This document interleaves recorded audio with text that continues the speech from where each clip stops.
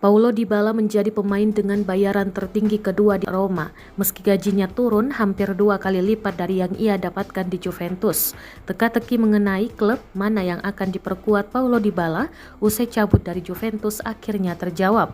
Dybala berstatus tanpa klub setelah Juventus tidak memperpanjang kontraknya yang habis per 30 Juni lalu. Usai berstatus transfer bebas, penyerang timnas Argentina itu langsung diburu oleh sejumlah klub top Eropa. Inter Milan menjadi yang paling kencang disebut bakal menjadi klub Dybala selanjutnya. Ai Nerazzurri bahkan telah beberapa kali mengadakan pertemuan dengan agen Dybala, George Anton. Namun, Inter Milan pada akhirnya gagal mencapai kesepakatan dengan Dybala. Kini, menurut laporan dari pakar transfer kenamaan asal Italia, Fabrizio Romano, Paulo Dybala telah menjatuhkan pilihannya kepada AS Roma.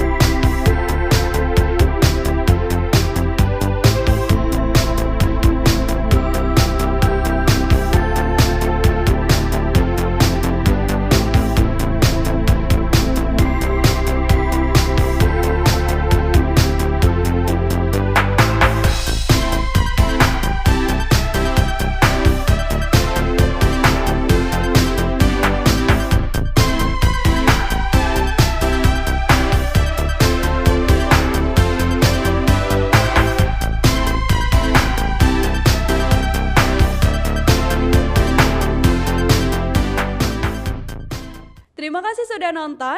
Jangan lupa like, subscribe, dan share ya.